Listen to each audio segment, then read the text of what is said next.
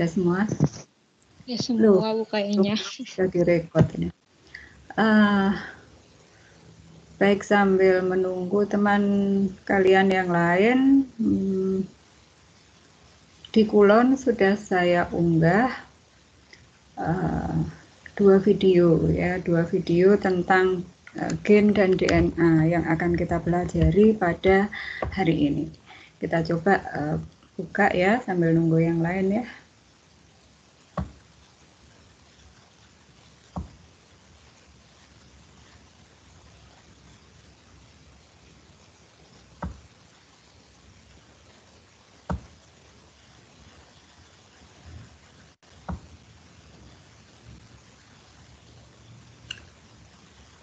Apakah sudah tampil YouTube-nya?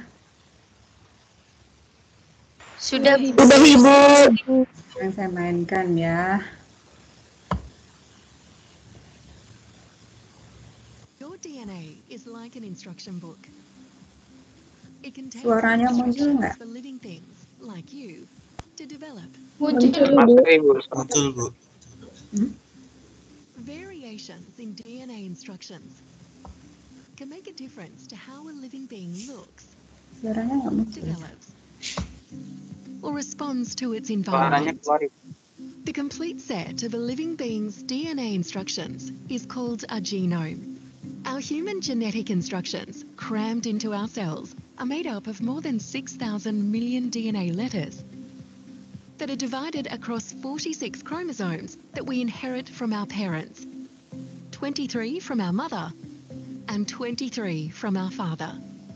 The letters represent chemicals along the tightly packed strands of DNA known as A, C, G, and T. The order or sequence of the DNA letters is important. The cells of your body use sections of DNA sequence, called genes, as templates to make proteins and other molecules you need to function. Genes can be anywhere between hundreds and millions of letters long. Differences, known as variants, in our DNA sequences contribute to our individuality and affect the way bodies function. Variants in genes can change the gene product that is made. This can cause it not to work as well as it should, or not at all.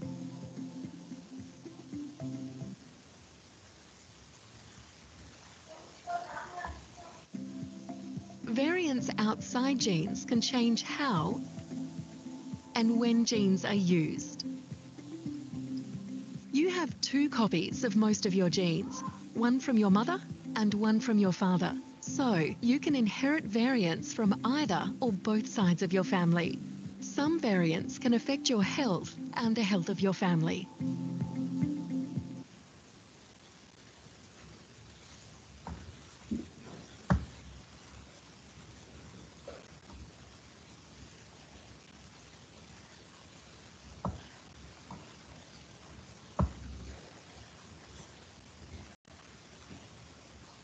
Baik, sampai dengan video berakhir belum semuanya masuk ke kelas, baru 63.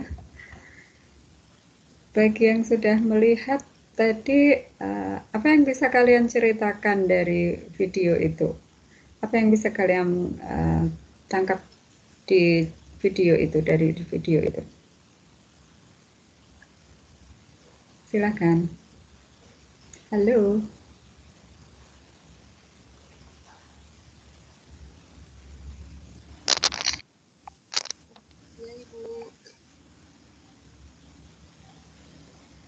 Ya, Dita, kamu mau bicara?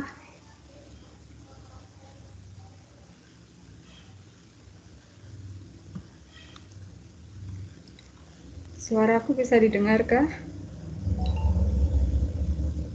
Bisa Ibu. Iya.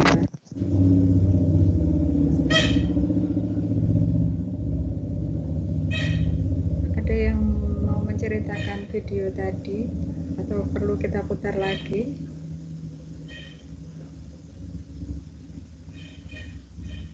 Mungkin bisa diputar sekali lagi Bu.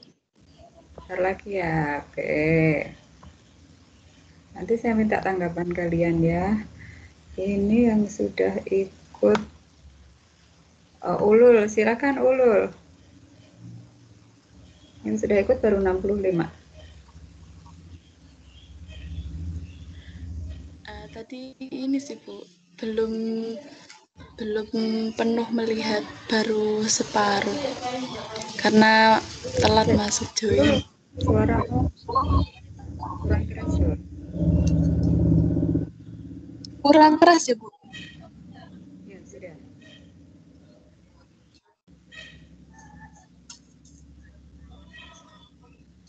Yuk silakan diulang.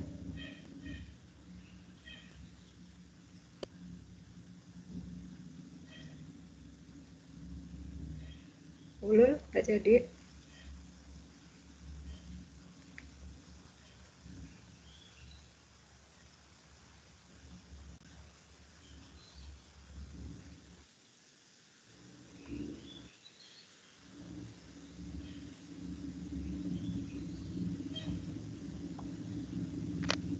Ini mahasiswa yang hadir baru 66. Kita ulang coba videonya.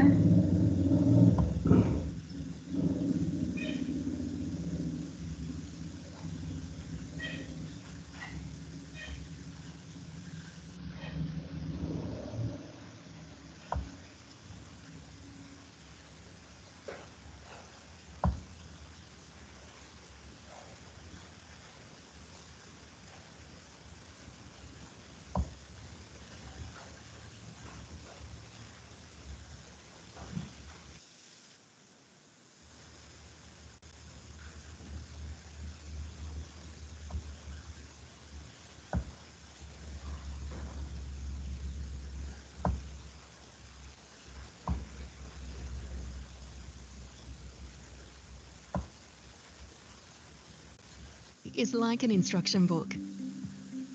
It contains the instructions for living things like you Sudah muncul to ya? develop, grow, and function. Variations in the instructions Di saya belum muncul. make a difference to how a living being looks, develops, or responds to its environment. The complete set of a living being's DNA instructions is called a genome. Our human genetic instructions, crammed into our cells, are made up of more than 6,000 million DNA letters that are divided across 46 chromosomes that we inherit from our parents, 23 from our mother, and 23 from our father. The letters represent chemicals along the tightly packed strands of DNA known as A, C, G, and T. The order or sequence of the DNA letters is important. The cells of your body use sections of DNA sequence, called genes, as templates to make proteins and other molecules you need to function. Genes can be anywhere between hundreds and millions of letters long. Differences, known as variants, in our DNA sequences contribute to our individuality and affect the way our bodies function. Variants in genes can change the gene product that is made. This can cause it not to work as well as it should, or not at all. Variants outside genes can change how and when genes are used. You have 2 copies of most of your genes, one from your mother and one from your father. So you can inherit variants from either or both sides of your family. Some variants can affect your health and the health of your family.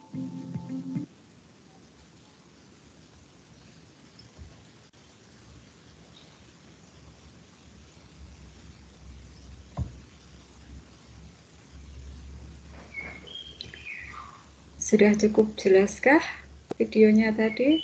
Diputar ulang. Mohon maaf Ya, Bu, karena jaringannya tidak stabil, jadi jawabannya tidak muncul. Kenapa?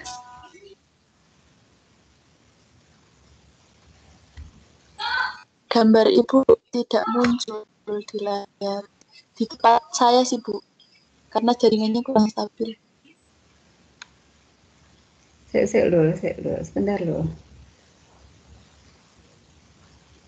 Sebentar, ini audio saya kok kurang bagus ini. Piye ulangi.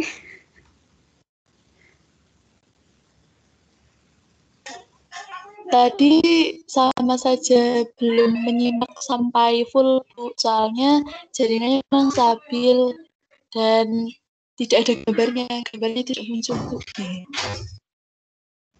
Oke, yang lain. Thanks, Ulul. Yang lain. Dela. Saya izin menghadap. Gimana Dela? Baik, Ibu. Saya Silakan Retno. Dela dulu gak apa-apa. Oh iya.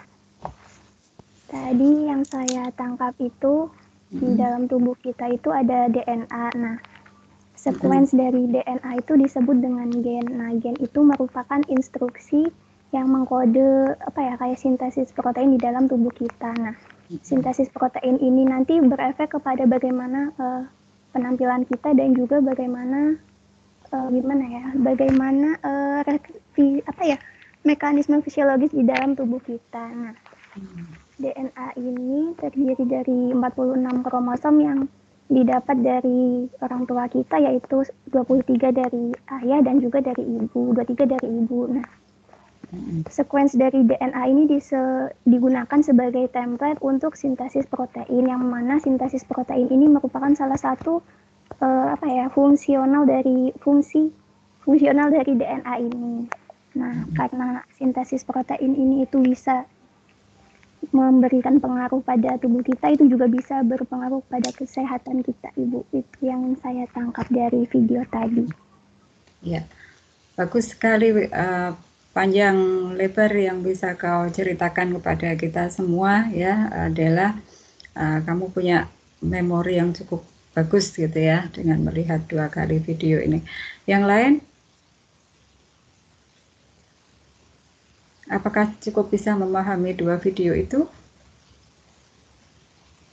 Insya Allah memahami, Bu. Memahami ya. Berarti oke, cukup, nggak usah kuliah ya. Udah paham kan?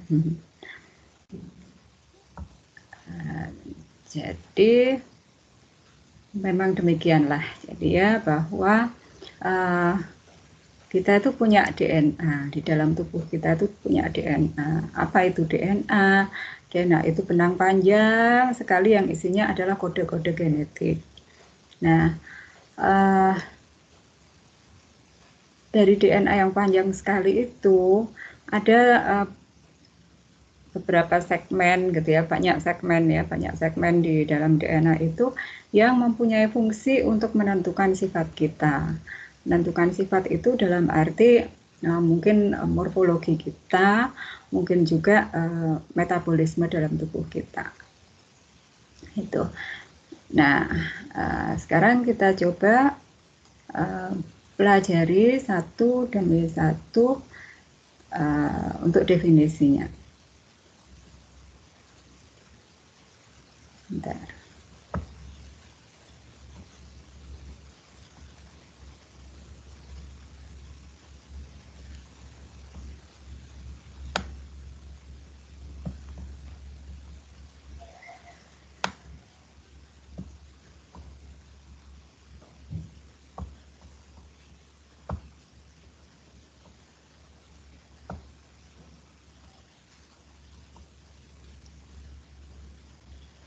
PPT saya sudah muncul.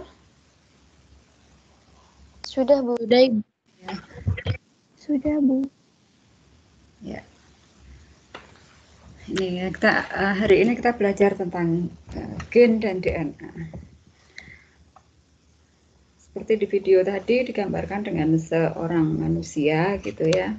Ada manusia yang sedang berjalan bergopoh-gopoh gitu ya, mau bekerja. Dia tidak menyadari bahwa jari-jari kakinya itu ya letaknya adalah di ujung kakinya gitu ya. Kalau dia tidak mengalami sesuatu gitu ya, ya dia akan baik-baik saja, enjoy aja. Tapi kalau ada orang lain ya, orang lain yang memiliki ujung-ujung jari, memiliki jari-jari yang tidak di ujung-ujung kaki, kira-kira bagaimana ya? Dipandang sebagai hal yang biasa atau tidak ya? Hal yang tidak biasa. Tidak biasa ya. Misalnya ada tiba-tiba di kakinya, di betisnya, ada satu jari yang muncul di situ gitu. Kira-kira orang akan terbelalak apa enggak? Terbelalak, Bu. Saya kira ya. Iya. Kok bisa di situ tuh ada jari di situ gitu ya. Nah, ternyata Tuhan itu menciptakan kita, tidak hanya manusia tapi semua makhluknya, itu sudah dengan hasil penciptaan yang sebaik-baiknya, baik dari segi bentuk maupun fungsi nanti. Jari-jari kaki letaknya di ujung kaki, mata letaknya di wajah kita, rambut menutupi kepala kita, dan seterusnya. Nah, pernahkah kita bertanya pada diri kita sendiri, bagaimana itu bisa terjadi? Apa sih sebenarnya yang menyebabkan tubuh kita itu bisa tampak sempurna seperti ini? Dan apa yang menyebabkan bentuk tubuh kita, kemudian metabolisme tubuh kita itu berbeda dengan kucing misalnya? Ini yang akan kita pelajari di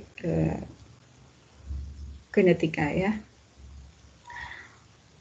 Bahwa sebenarnya seluruh hewan, seluruh tumbuhan, bahkan juga bakteri, jamur, ini memiliki sesuatu yang sama, gitu, yang dimiliki oleh semua makhluk hidup di bumi kita ini, yang menjadi cetak biru bentuk kita.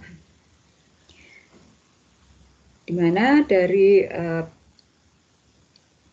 paparan tentang sejarah genetika kemarin, minggu kemarin kan kita sudah saya sudah cerita tentang sejarah DNA kan,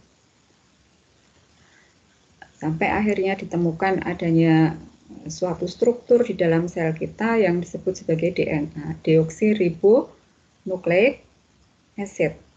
Nah, ini ada pada semua organisme pada umumnya ya. Hanya beberapa virus yang materi genetiknya bukan DNA. Nah, ini kan menjadi master plan. Nah, semua organisme punya, tapi kemudian menjadi berbeda-beda wujud organisme-organisme tersebut. DNA ini merupakan suatu molekul yang panjang, dia molekul. Ya. Kalau molekul berarti, apa pengertian molekul ya? Definisi molekul apa ya?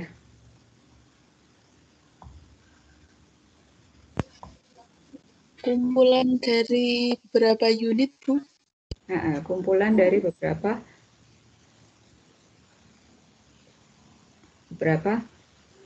unit, beberapa unsur kimia. Ya. Nah, kalau DNA itu merupakan suatu molekul, dan molekulnya itu ada di dalam nukleus atau inti sel, di dalam seluruh sel organisme, maka apa sih penyusunnya? Gitu ya. Kalau molekul itu gabungan dari beberapa unsur, apa unsur-unsurnya DNA itu? Apa? Fosfat, gula deoksiribosal, sama basa nitrogen. Fosfat, gula, dan basa nitrogen. Basa nitrogen. Bentuknya panjang. Sepanjang apa sih Ya. Panjang sekali, Bu. Panjang sekali, betul, memang panjang sekali. Yang jelas panjangnya itu adalah jauh melebihi panjang sel kita atau diameter sel kita. Ya. Pada manusia ini panjang panjang DNA-nya dalam satu sel ini sekitar 1,7 meter. Padahal ukuran sel kita berapa? Berapa meter ukuran sel kita? Ada 1 meter ya? Tidak ada, Bu. Ukuran sel kita dalam apa? Sentimeter kah? Milimeter kah? Mikrometer kah? Mikrometer. Mikrometer. Nah, sel kita ukurannya mikrometer, tapi panjang DNA-nya kalau di urai gitu ya adalah sekitar 1,7 meter.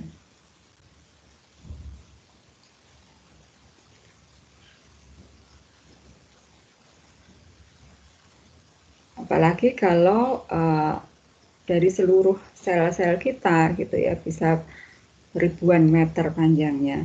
Kalau dibandingkan dengan ukuran sepak bola, keliling lapangan sepak bola, panjang sekali.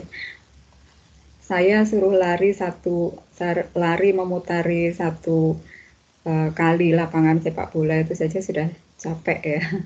Apalagi kalau jauh sekali. Nah, DNA kita tuh panjang sekali. Ini gambaran yang lebih bombastis ini ya, kalau direntangkan dari bumi kita sampai ke angkasa luar. Mana nih? Nggak bisa. Ya. Nah, dari yang sepanjang itu, bagaimana di dalam sel kita kok bisa terbentuk ya?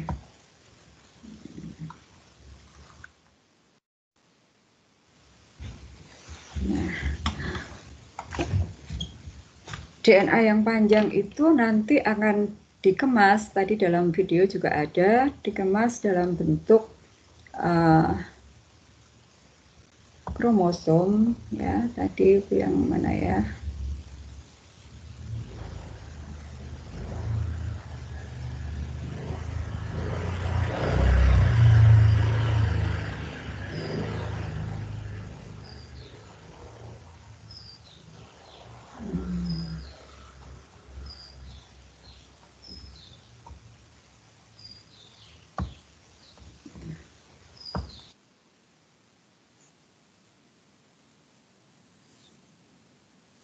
Terkemas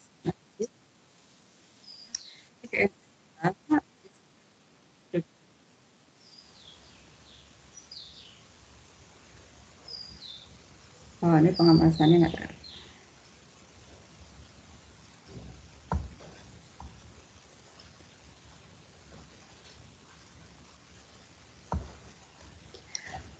Nah, kemudian kita ketahui sebelumnya ya bahwa Pak Mendel itu pernah menghipotesiskan gitu ya bahwa sifat-sifat kita itu dipengaruhi oleh suatu unit penentu di dalam sel kita, yang kemudian oleh Morgan dilebih tepatkan, yaitu unit penentu itu adalah gen-gen di dalam kromosom kita. Nah, apa yang ada di dalam kromosom kita, sifat yang tidak tampak di dalam kromosom kita, ini disebut sebagai genotipe, sifat yang tidak tampak. Sedangkan sifat yang tampak oleh kita itu disebut sebagai fenotip. Dan Mendel membuat hipotesis bahwa fenotip kita itu ditentukan oleh genotip kita. Nah, genotip kita itu terdiri dari gen-gen di dalam kromosom. Apa itu gen? Gen adalah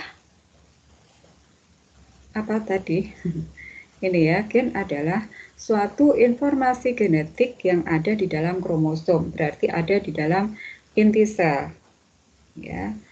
Kalau pada eukariot, inti selnya jelas di dalam intinya inti selnya diliputi oleh membran inti. Tapi untuk bakteri, inti selnya tidak diliputi oleh membran inti. Jadi kromosomnya ada di bagian dalam, ada bagian tengah dari suatu sel. Dan gen itu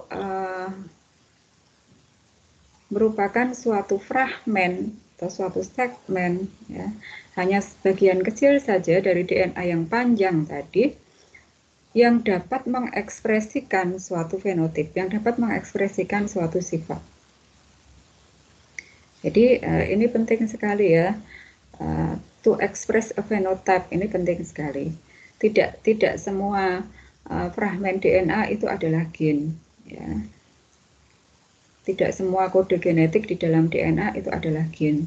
Yang disebut sebagai gen adalah yang dapat mengekspresikan suatu fenotip. Baik fenotipnya itu berupa ribosomal RNA, berupa transkrip RNA, maupun berupa asam-asam amino penyusun protein. Ya, ini kalian kan juga sambil belajar biologi molekuler ya, jadi sinergi nanti. Ini mengulang saja dari yang sejarah kemarin ya, melanjutkan ya.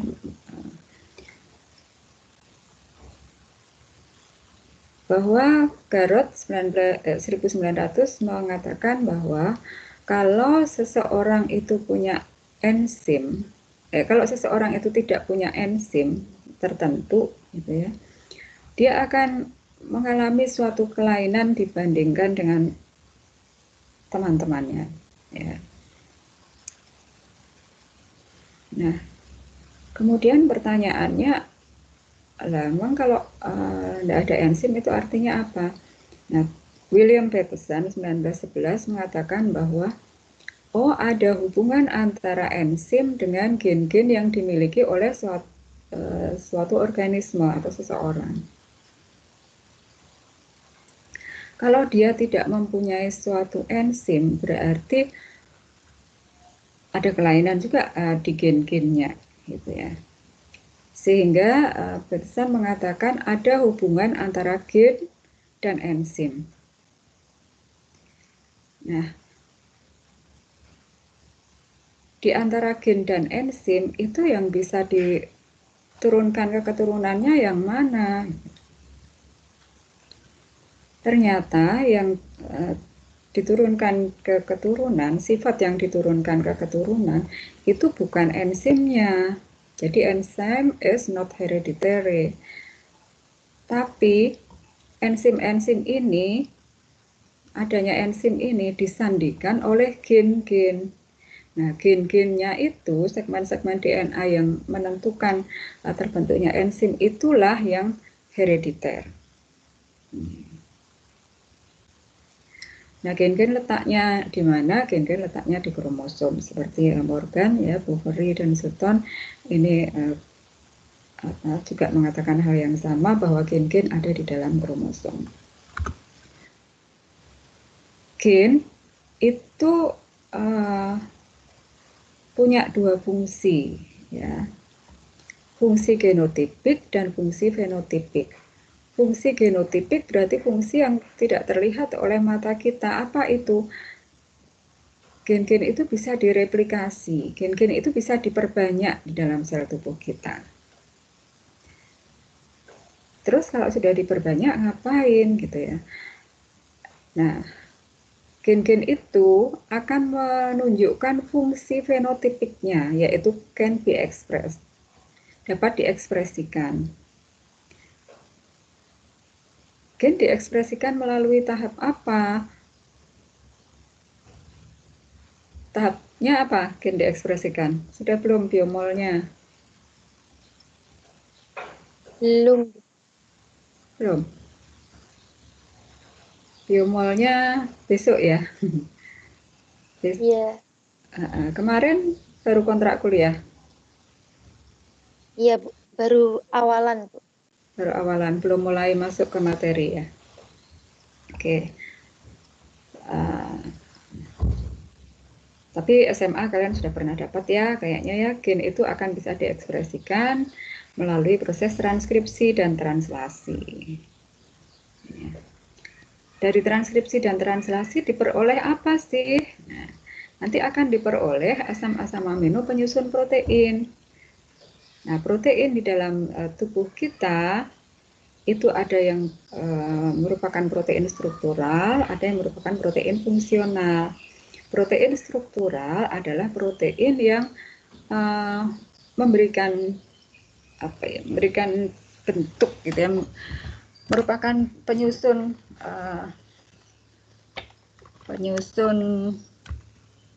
jaringan gitu ya, atau penyusun sel ya.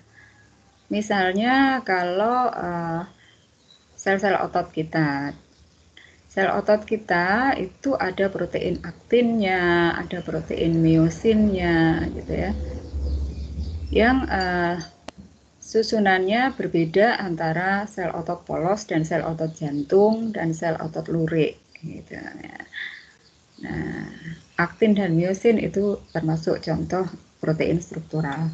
Sedangkan protein fungsional itu meliputi enzim dan hormon, yaitu protein yang mengatur, fungsinya adalah dalam pengaturan metabolisme tubuh kita.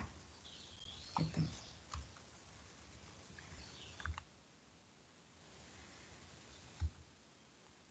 Nah,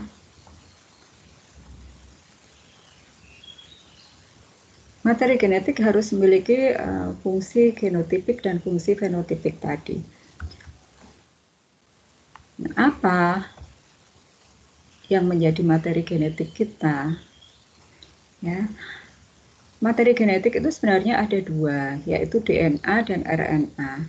DNA adalah deoksiribonukleik acid, RNA adalah ribonukleik acid. N-nya sama, A-nya sama, yang membedakan adalah antara D dan R. Dari gambar ini, dapatkah salah satu dari kalian menerangkan apa bedanya antara DNA dan RNA ini?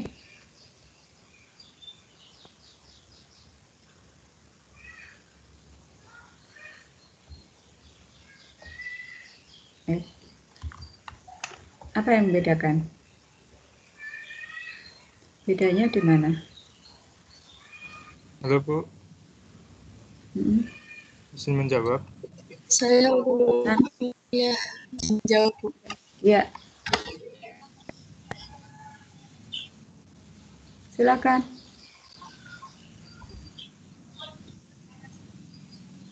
Halo. Ya Bu. Pan dulu boleh? Oh ya Bu. Bedanya di bagian gugus. Oh, nomor 2 Ini ya. audioku kurang bagus ini. Ulang. Apa bedanya pada jenis gulanya Bu? Kalau pada RNA tuh gula ribosa, kalau DNA gula deoksiribosa. Ya, bagus. Makasih Tan. Panggilanmu Tan atau David? David Bu. David. Retno tadi Retno juga raise hand tadi, silakan Ret. Ya Bu, kalau perbedaannya juga pada pasangannya Bu. Kalau pada DNA itu adenin berpasangan dengan timin, apabila pada RNA adeninnya tetap sama tapi pasangannya dengan urasil Bu. Seperti itu. Oke. Terima kasih Retno dan Tan. April, silakan. Halo Bu, Ya. izin menjawab. Kalau DNA itu untaiannya ganda, kalau RNA itu untaiannya tunggal. Terus ukuran DNA itu biasanya lebih panjang daripada RNA. Sudah Bu, terima kasih. Oh ya, makasih. Terima kasih atas jawaban kalian ya. Jadi ternyata kalian sudah fasih semua ya tentang beda DNA dan RNA ya. Jadi yang disebutkan oleh David, Retno dan April tadi betul semua ya. Yang pertama, kalau berdasarkan gambar ini, yang paling membedakan antara DNA dan RNA adalah struktur kerangkanya, struktur kerangka molekulnya ya, bahwa kerangka utama disusun oleh gula dan fosfat. Sama-sama oleh gula dan fosfat, namun di atom C nomor 2 ya, ini berbeda. Kalau atom C nomor 2 RNA ini berikatan dengan OH. Sedangkan atom C nomor 2 dari DNA ini berikatan dengan H. Mengapa? Karena terjadi deoksigenasi. Jadi O-nya ini terpotong, lepas dari rantai ikatan, gitu ya. Nah, di sini deoksigenasi. Jadi ini perbedaan utama antara DNA dan RNA adalah di rangkanya. Kemudian tadi yang dikatakan oleh Retno ya,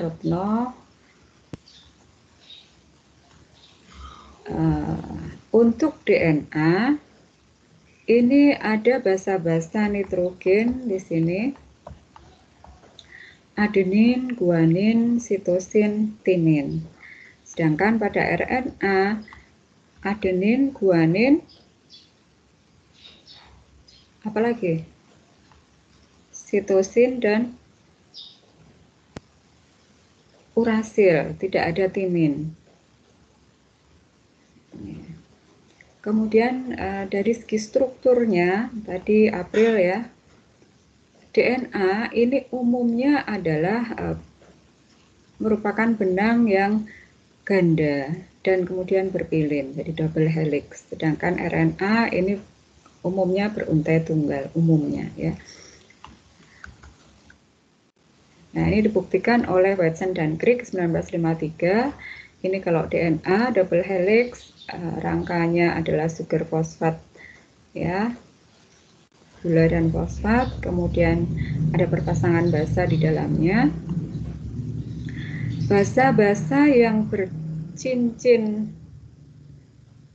dua, ya, jadi rangka karbonnya itu bercincin, membentuk cincin, dan dua cincin, ini disebut sebagai basa purin.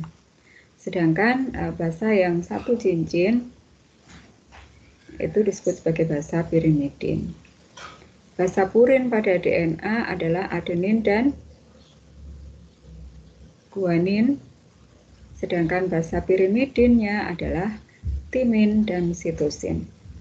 Uniknya adenin selalu berpasangan dengan timin, guanin selalu berpasangan dengan sitosin. Kemudian struktur yang lain ini ya, double helix ya. Tapi perhatikan nih kalian kalau membuat atau menggambarkan DNA nanti ya, tidak apa namanya, diameternya itu tidak seperti gelembung yang rapi itu ya, maksudnya ini kan ujung, ini ujung, di sini besar semua itu enggak. Jadi unik sekali seperti ini, sehingga membentuk ada lekuan yang lebar, ada lekuan yang kecil gitu ya. Lekuan yang lebar disebut sebagai mayor groove, lekuan yang kecil disebut sebagai minor groove. Nah, struktur ini membuat diameter DNA itu sama ya, yaitu selalu 20 angstrom. Kenapa kira-kira dari DNA yang panjang sekali ini kok diameternya selalu sama 20 angstrom terus? Kok enggak mungkin di sini nih ya, yang pasangan kedua ini lebih lebar, kemudian yang lain lebih sempit, kemudian lebar lagi. Kenapa enggak seperti itu? Kenapa diameternya bisa sama? Apa kira-kira?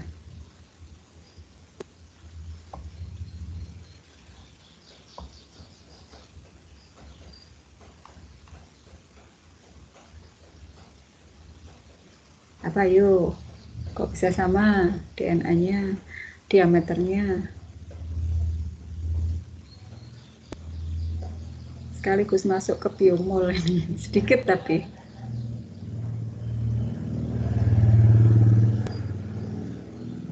Ya, Dela. Mungkin karena setiap pasang basanya tadi di PPT Ibu berjarak 3,4 derajat Armstrong, Ibu. Mungkin itu. Maaf kalau salah. Udah. Terima kasih, Dela. Tanggapan yang lain ada?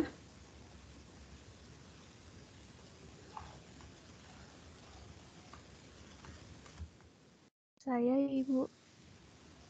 Ya, siapa nih? Devi? Iya. Hmm.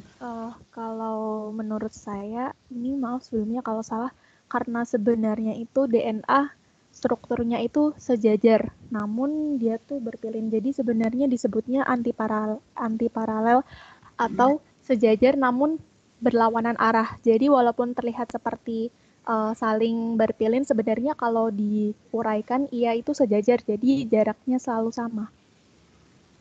Terima kasih, Ibu. Oke. Sudah, ya. Makasih, Devi. Dela, Devi. Ada satu lagi?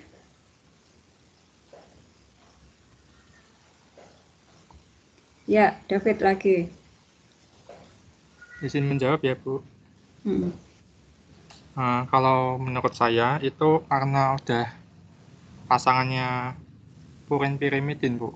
Jadi kalau dari penelitiannya James and Crick itu pernah penelitian kalau dia dipasangin purin dengan purin itu dia diameternya kayak lebih besar daripada pasangan purin pirimidin. Sedangkan kalau pirimidin dengan pirimidin lebih kecil begitu, Bu. Oke. Ya. Sudah? Ya. Terima kasih sekali. Jawaban kalian juga cukup bagus-bagus ya, Dela, Devi, David. Sekarang kita cermati satu-satu. Mana tadi? Ini. Tadi siapa dulu tadi? Dela dulu ya tadi ya. Dela mengatakan karena di situ ada jarak antara nukleotida 3,4 angstrom, Bu. Nah, kita lihat apa yang dimaksud jarak antar nukleotida. Ini ya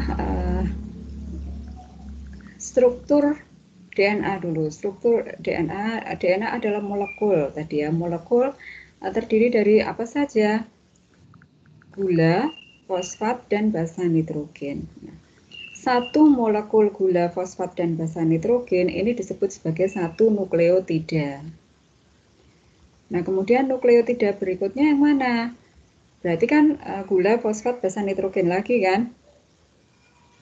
Nah, ini nukleotida. Kemudian ini juga nukleotida atau tidak? Ini juga nukleotida.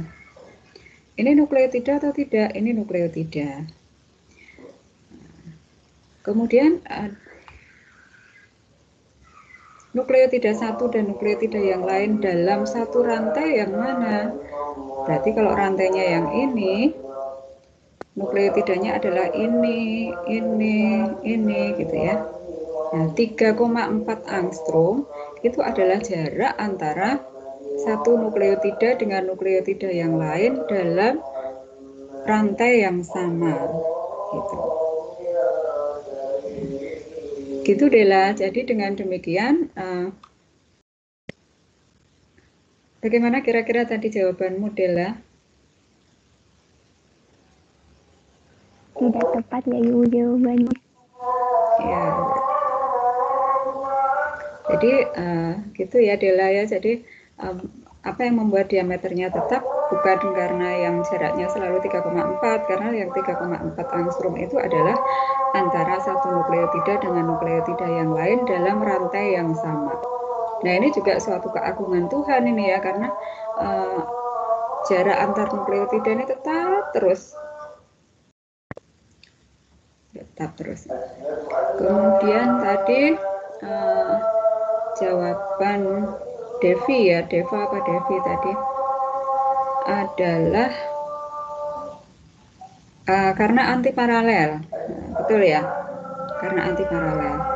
Nah, sekarang kita lihat dulu apa arti antiparalel. Antiparalel adalah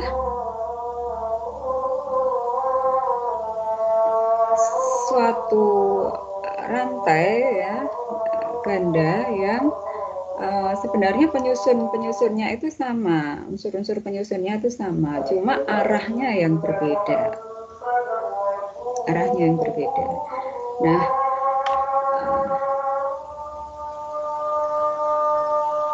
kalau demikian, apakah itu berpengaruh terhadap diameter? Ya. Tergantung dari apa yang ada di dalamnya sini.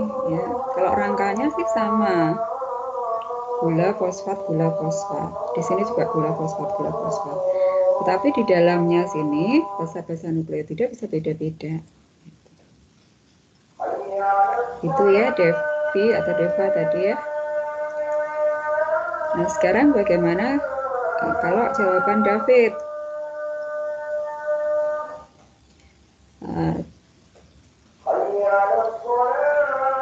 Tadi coba diulang David jawabanmu supaya yang lain lebih jelas. Iya. Jadi ini dari yang saya baca ya.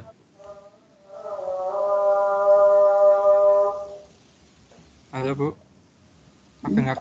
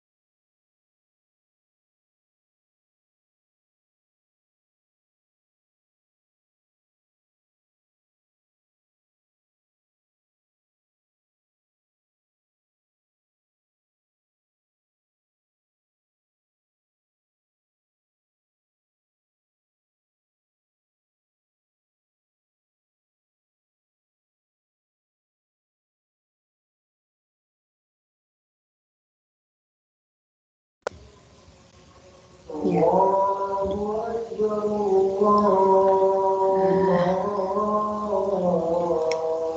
Mengapa diameter DNA itu bisa tetap 20 angstrom? Ini tak lain karena kuasa Tuhan menyusun rapinya molekul-molekul nukleotida di dalam DNA kita. Ya, karena purin selalu berpasangan dengan pirimidin, maka dari ujung sampai ke ujung ukurannya akan sama. Kalian bisa bayangkan bagaimana kalau di sini purin, di sini adalah purin dengan purin, kemudian di sini pirimidin dengan pirimidin. Nanti akan berbeda karena di sini yang di sini purin dengan purin itu 2 cincin dengan 2 cincin, yang di sini 1 cincin dengan 1 cincin. Nanti diameternya bisa menjadi beda-beda. Tapi dengan selalu purin berpasangan dengan pirimidin, ini maka diameter DNA itu bisa terus sama. Itu ya.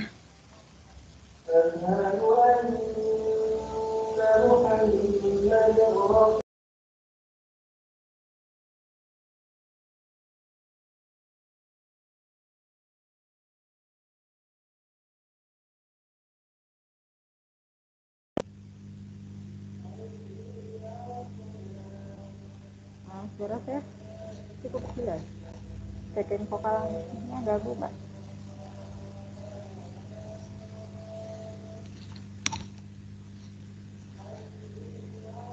Lanjut ya. Nah, tadi dikatakan bahwa gen itu adalah bagian dari DNA. Bagian yang mana? Yaitu bagian yang bisa menjadi atau membentuk suatu kalimat tertentu. Artinya adalah dapat diekspresikan nantinya menjadi suatu sifat tertentu.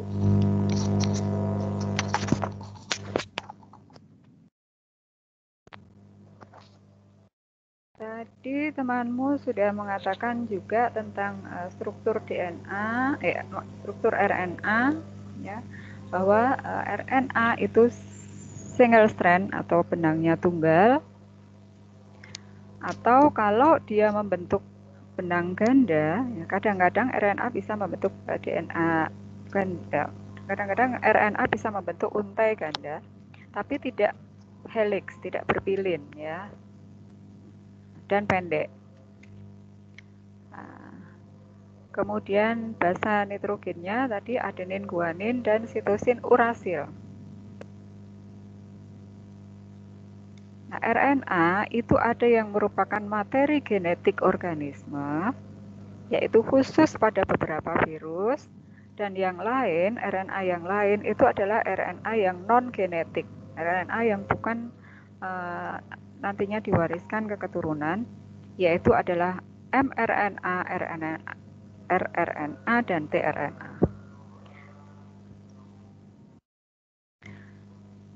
Nah, untuk genetika, ini ya, untuk genetika, dari gen-gen yang ada di dalam DNA, inilah yang nanti akan diterjemahkan membentuk protein-protein yang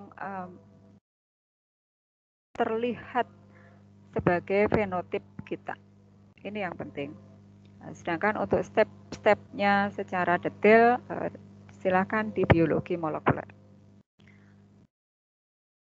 Ini kalau misalnya adalah DNA kita yang panjang sekali, satu gen itu hanya satu segmen saja, ya, satu segmen, tapi yang kemudian bisa diterjemahkan menjadi asam-asam amino penyusun protein kita. Nah, sel-sel kita menghasilkan banyak sekali protein yang berbeda, yang mana protein-protein tersebut bekerja sama untuk membentuk fenotip kita. Jadi misalnya tadi ya, protein aktin dan miosin dalam sel otot kita. Nah, kalau protein aktin kita bermasalah gitu ya, maka sel-sel otot kita mungkin juga bentuknya menjadi bermasalah gitu ya, sehingga otot-otot kita agak berbeda dengan teman-teman kita. Demikian juga kalau enzim kita ya, kalau salah satu enzim kita itu gennya ini bermasalah, artinya ada yang berbeda dengan yang normal, maka bisa terjadi atau bisa mempengaruhi kondisi tubuh kita secara keseluruhan. Bagaimana replikasi DNA? Ini dipelajari oleh Michelson dan Stahl di tahun 1958 sampai kemudian dari 3 hipotesis yang ada, yaitu konservatif, semi-konservatif, dan dispersif, disimpulkan bahwa replikasi DNA adalah semi-konservatif. Apa artinya? Silakan nanti dipelajari di biologi molekuler. Ya. Nah, yang penting dalam genetika nantinya ini adalah ini ekspresi dari gen-gen. Ya. Ekspresi dari gen-gen, di mana ekspresi gen ini adalah bagaimana sih menghasilkan suatu produk gen, gitu ya, sehingga menghasilkan fenotip, menghasilkan sifat yang dapat kita lihat di sini. Ya.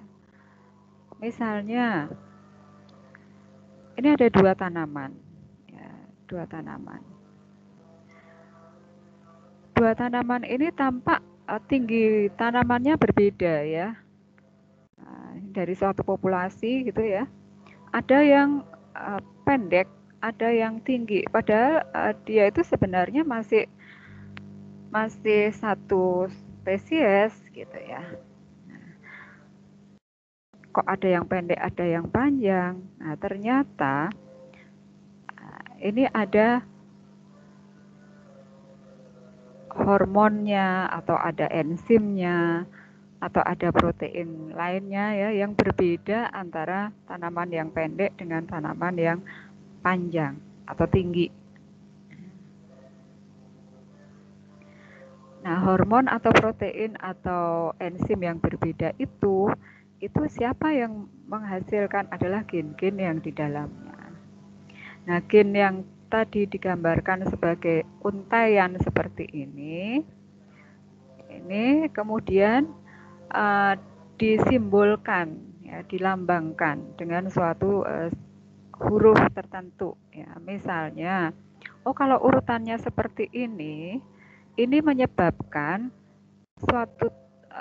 menyebabkan fenotip tanaman itu tampak tinggi. Nah, karena dia tinggi, kemudian disimbolkan sebagai huruf T besar. Huruf T besar.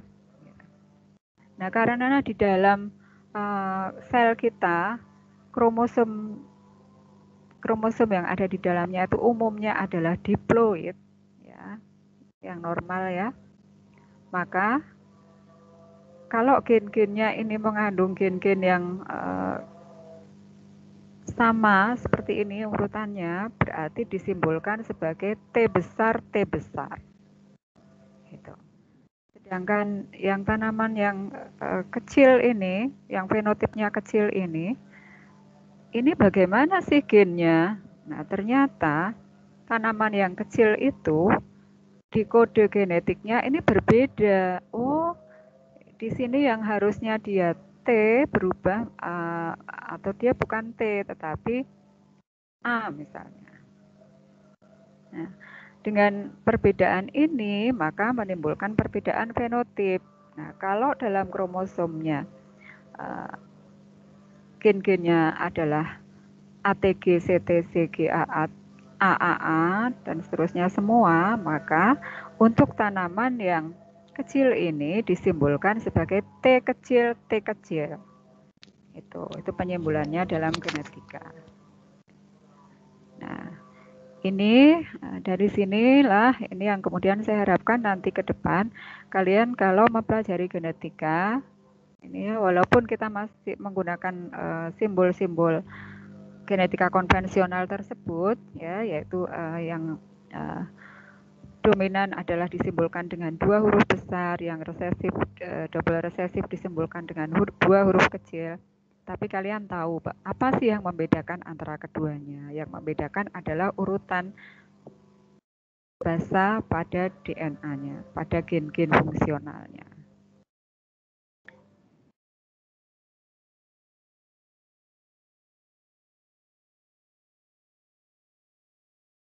Nah, bagaimana DNA dikemas dalam tubuh, dalam sel kita? DNA akan dikemas dalam suatu kromosom ya dengan menggunakan pengemas berupa protein histon. Ini lebih lanjut juga di biologi molekuler saja saya kira. Nah, sehingga dari DNA yang panjang sekali ini bisa berlilit dan terkemas dengan begitu kompak masuk ke dalam sel kita. Nah, ini kalau dipanjangkan, ini panjang sekali, panjangnya melebihi dari diameter sel kita.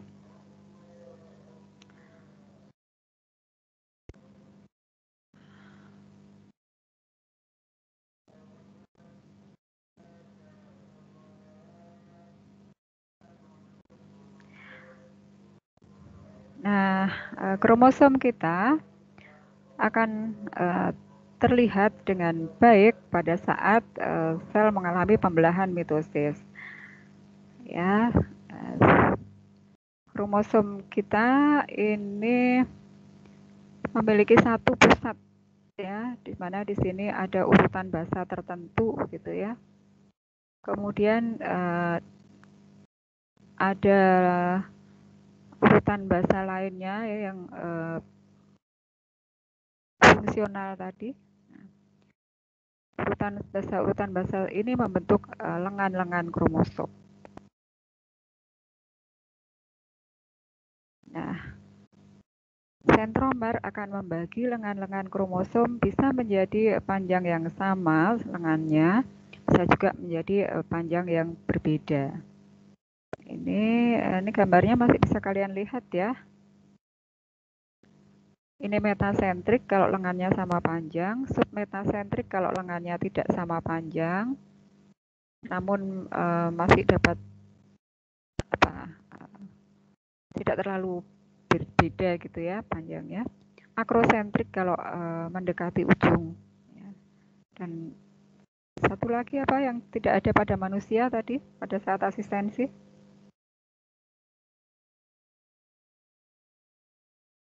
Telosentrik. Nah, kalian cari apa itu sentrik nanti.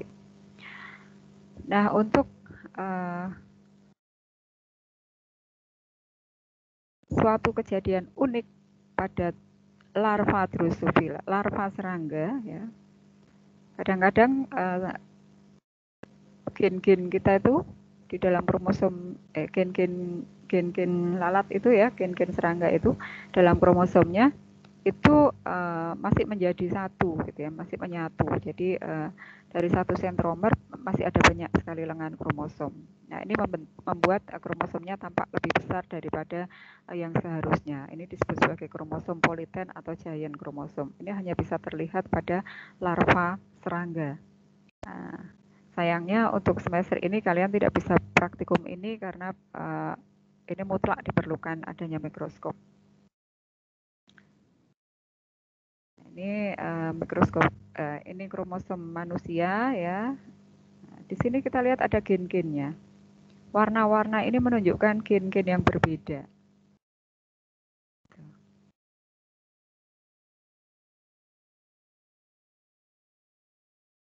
Tadi dikatakan dalam video bahwa kita mendapatkan gen kita dari ayah kita dan dari ibu kita. Nah, kromosom kita itu kan berpasangan. Dari tiap kromosom yang berpasangan itu, satu kita dapatkan dari ayah kita dan satu kita dapatkan dari ibu kita.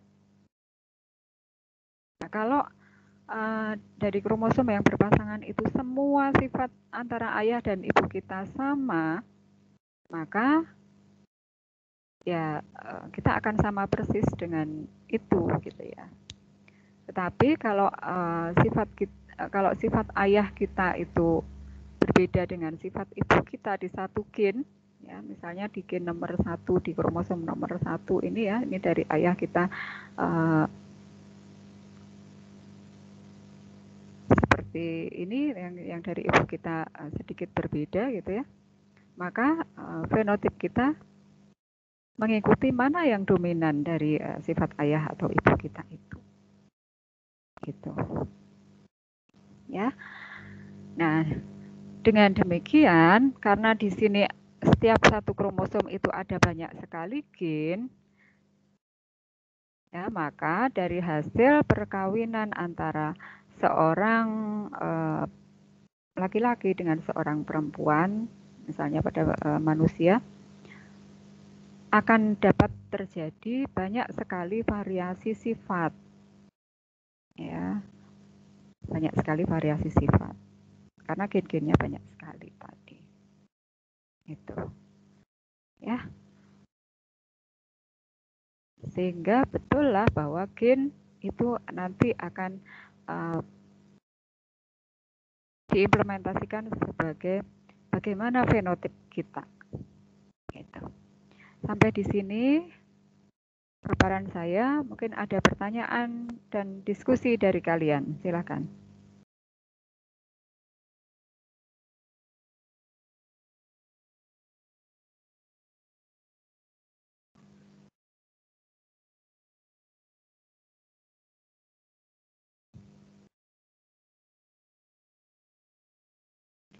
Silakan Zidan.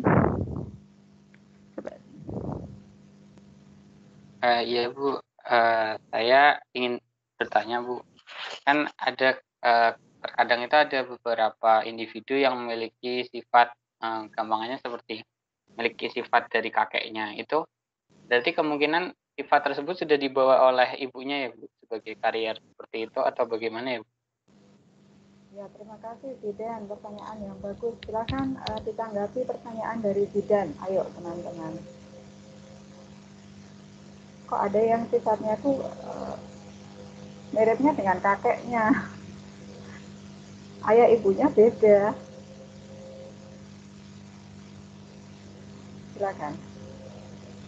Yuk kita diskusi yuk. Ini David fotonya kok banyak banget. Ayo David lagi. Ada David, ada David. Silakan Pan David. Bisa menjawab, Bu. Halo. Ya, silakan. Karena variasi genetik ya, Bu. Terus? Ya, tadi betul karena variasi genetik. Tapi kenapa itu kok dari kakeknya? Padahal kata Bu Fer tadi kan separuh dari ayah, separuh dari ibu gitu. Kok ini kok dari kakek gitu ya Didan ya? Iya Ibu, kurang lebih seperti itu.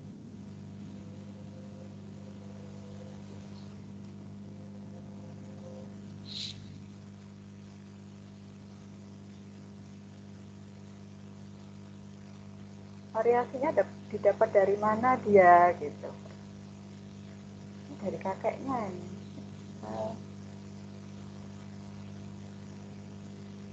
Siapa yang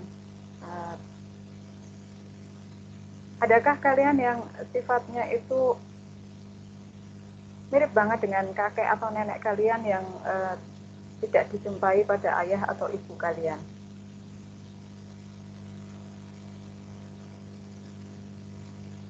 Saya kira ada ya. Yuk ini masuk. Ya Amelia, Yosefin, Budianto. Panggilanmu siapa ya? Emil, Ibu. Silakan. Izin mencoba menjawab ya. Kalau nggak salah saya pernah baca, jadi kalau misalnya gen itu kan suatu unit yang mungkin dari kakeknya tuh sebenarnya turun ke ibunya. Cuman pas di ibunya itu dia sifatnya resesif, jadi kalah dari gen yang lain, jadi di ibunya tidak nampak. Tapi ketika dari ibunya itu diturunkan ke si anaknya, itu di anaknya dia dominan, jadinya pas di anaknya terlihat. Makanya kalau dilihat secara mata, dilihatnya seperti anaknya itu menurunkan dari kakeknya, seperti itu. Ya, bagus banget jawabanmu. Ada tanggapan yang lain lagi dari teman lainnya? Silakan.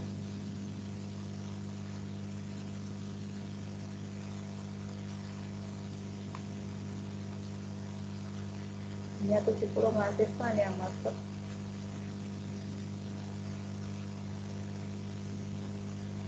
Ibu, saya mau izin bertanya, Ibu. Bertanya apa menjawab? Itu Bu, menanggapi dari Emily, Ibu. Bertanya, Bu. Ya. Itu resesif GKAN itu gimana ya, Emil? Mungkin bisa lebih dijelaskan kenapa dia bisa jadi dominan di anaknya. Terima kasih, Ibu. Oke, Mbak suaramu putus-putus ya, Maria. Satu lagi tanggapan?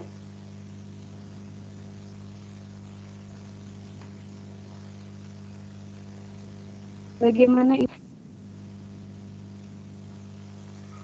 Suaramu tadi putus-putus, mau diulang? Boleh?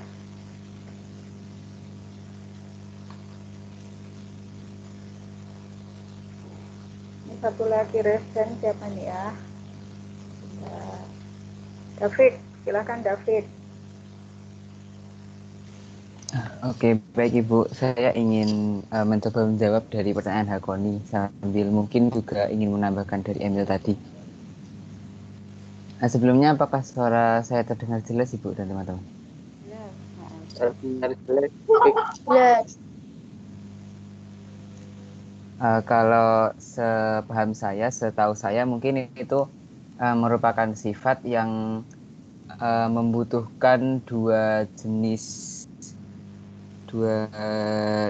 gen. Maksudnya kayak itu akan menjadi muncul ketika bertemu dengan yang sama seperti itu. Bahasanya gimana ya?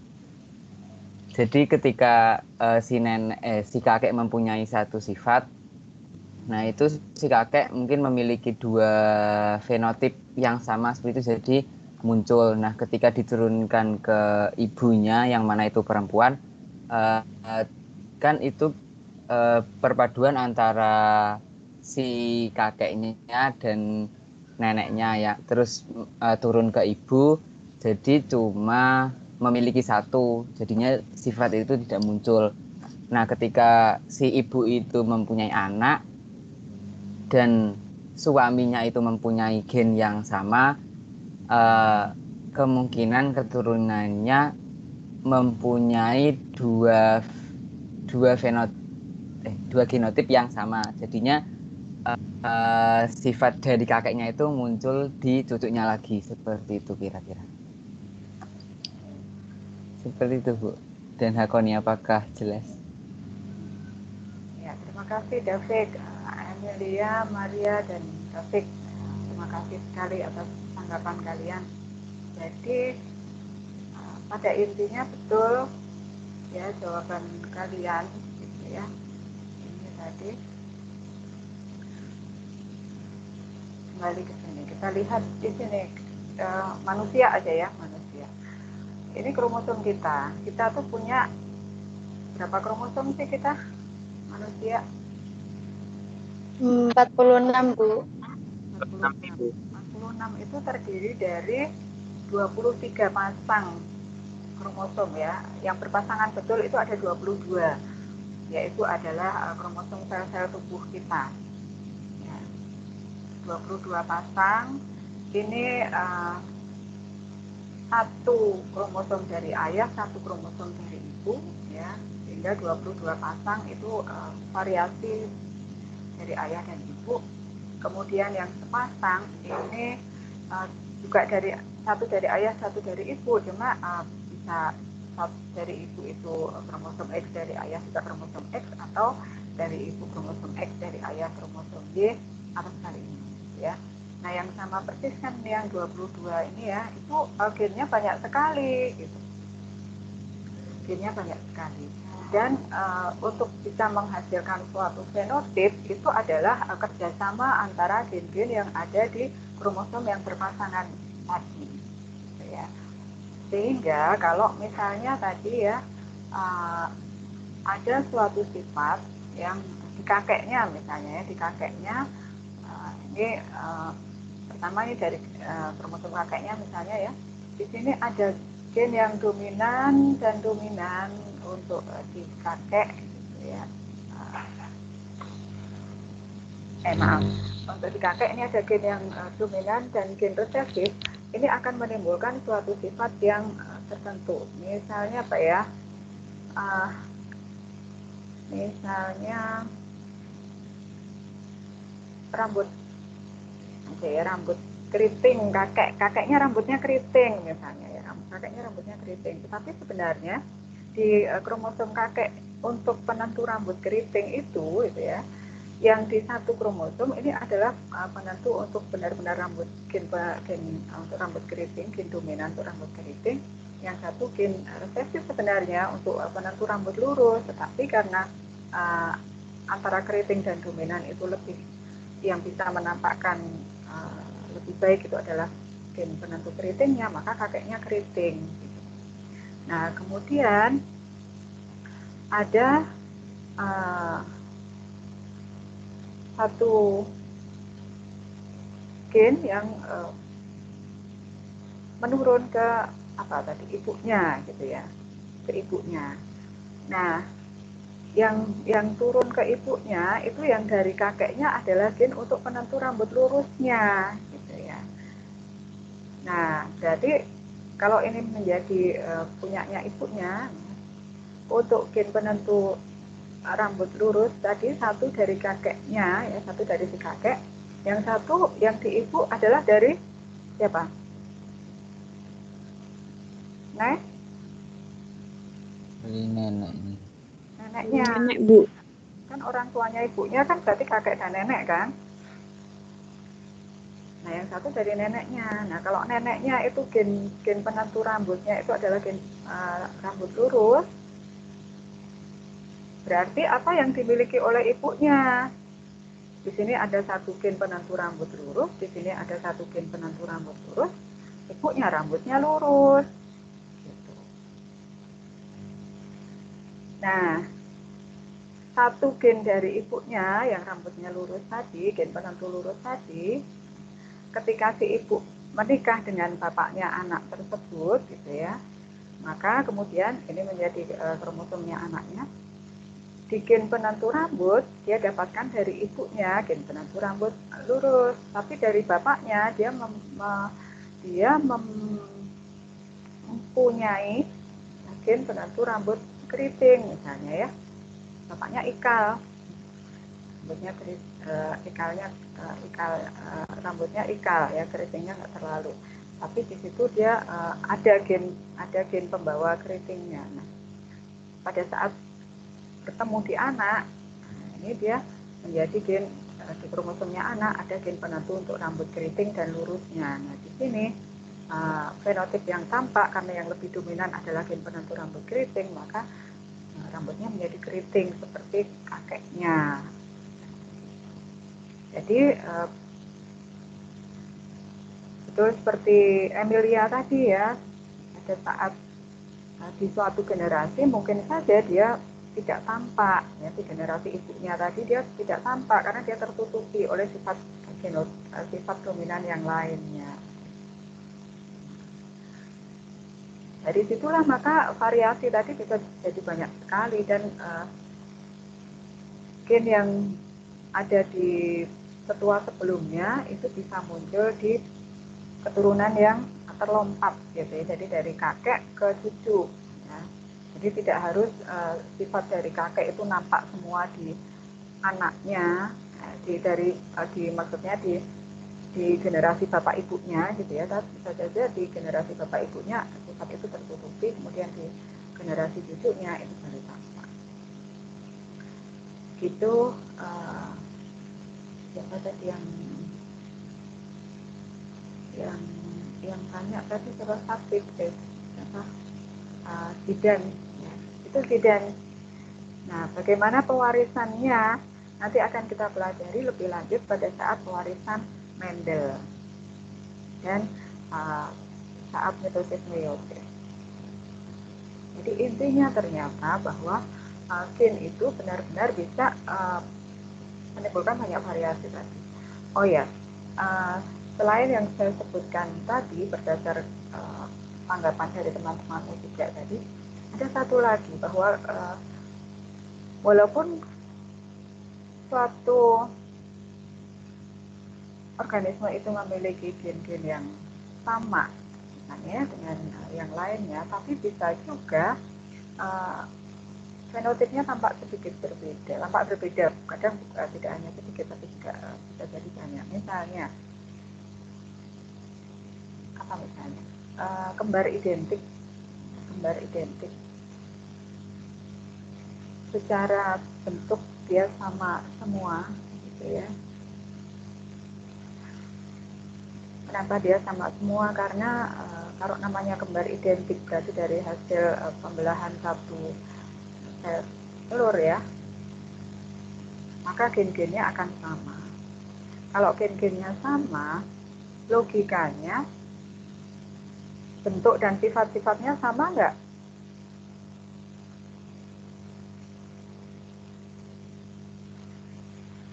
Sama, Bu.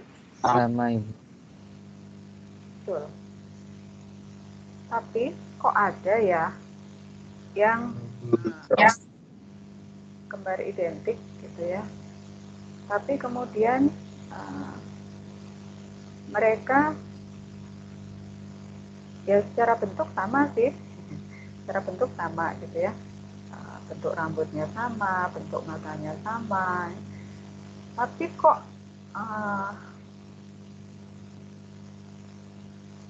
respon fisiologisnya berbeda ya, ada yang berbeda ya. Misalnya yang satu tampak jauh lebih cerdas gitu ya, lebih responsif dibanding kembarannya. Apabila dua orang kembar identik ini terpisahkan oleh jarak dan waktu yang lama, kira-kira apa sebabnya?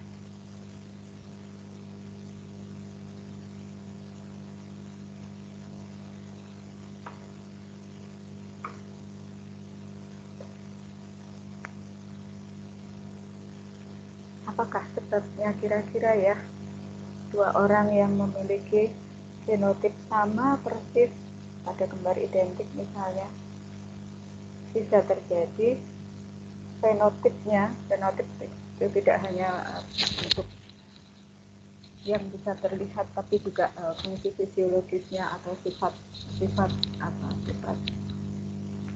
psikologisnya gitu berbeda.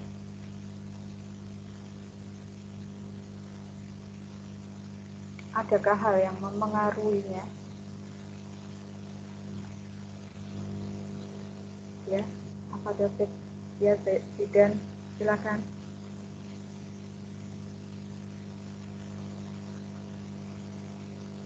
Halo.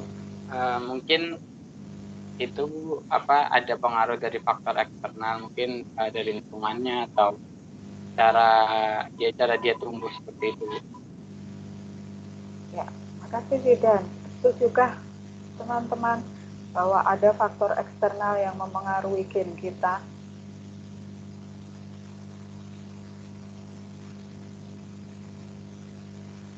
Benar nggak ya, gen kita dipengaruhi faktor eksternal?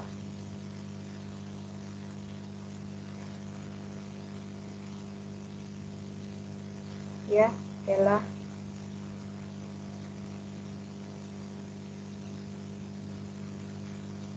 Ya, Bella.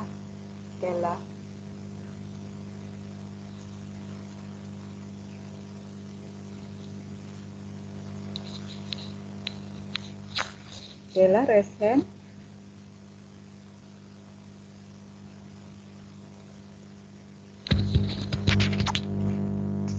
Halo, bagaimana yang lain? Ini 70 mahasiswa yang aktif, Della, Zidan, Tan David, Devi, Emil. Ya, silakan Della.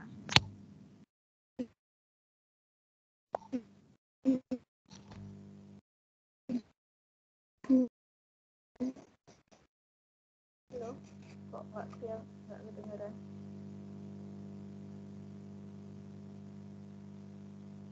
Halo.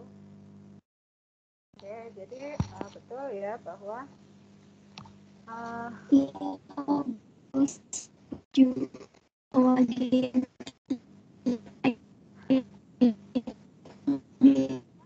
nggak kedengeran, nggak bisa ditangkap gitu.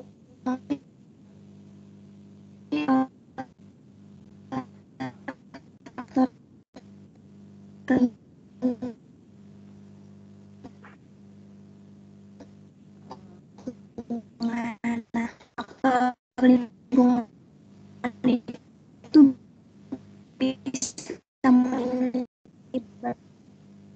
jadinya mutasi.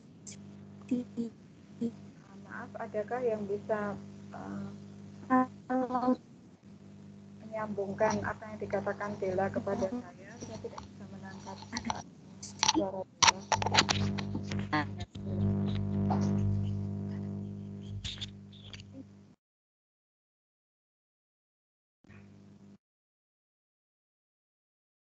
Yang bisa membantu saya memperjelas apa yang dikatakan Della?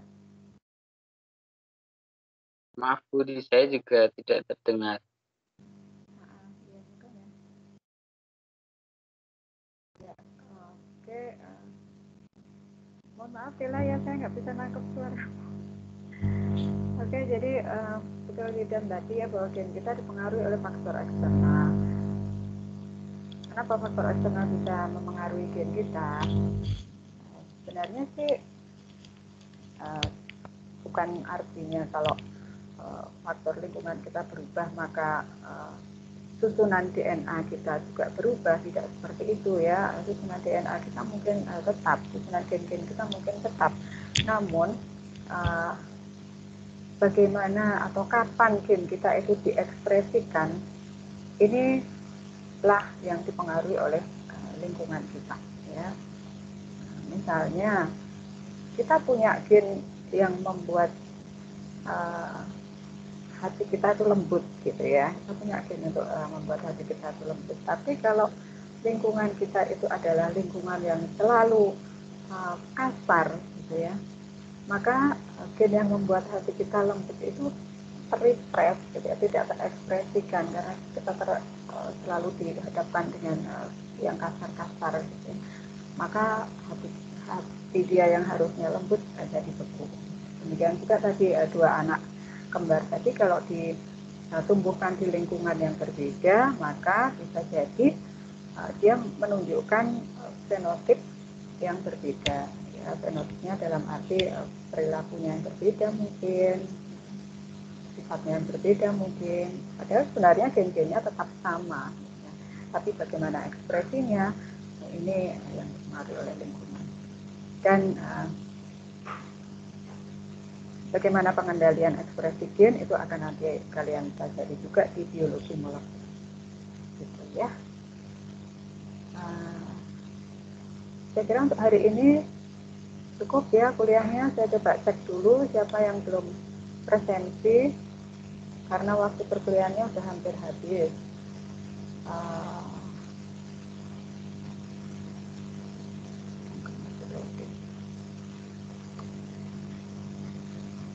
Bentar saya refresh, ini kok di daftar saya baru 66 mahasiswa ya yang hadir.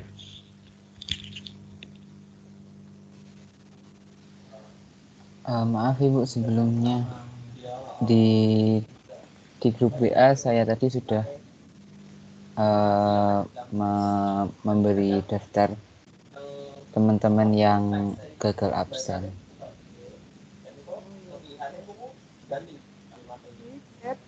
WA. Ya Ibu, di grup. Di grup.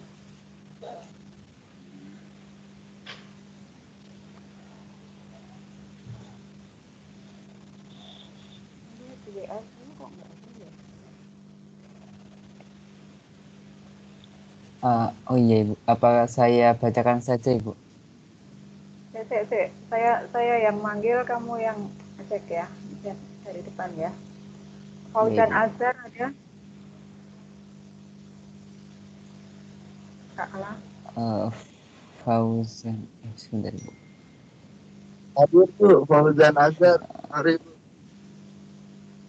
Mana? Fauzan Azhar hadir.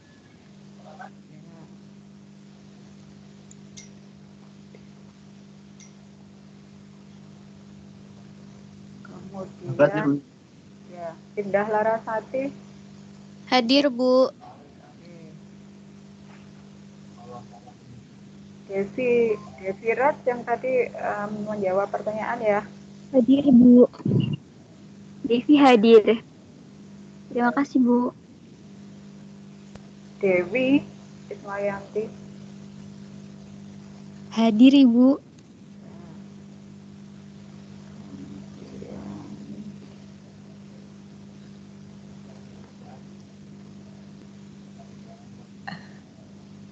Ya Allah.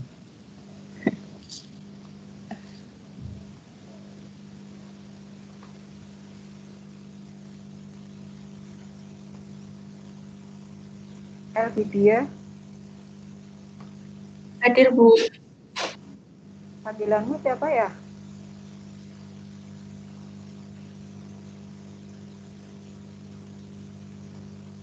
Hamdi Atta hadir Bu.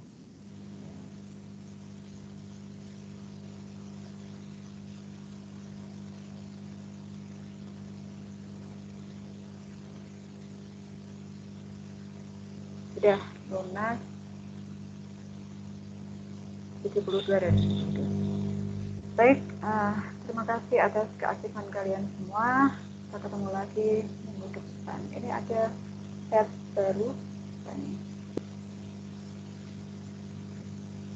Oh, ya, terima kasih. Sudah semua ya, 72 lengkap. Assalamualaikum warahmatullahi wabarakatuh. Waalaikumsalam warahmatullahi wabarakatuh. Terima kasih, Bu. Terima kasih, Bu. Terima kasih, Bu.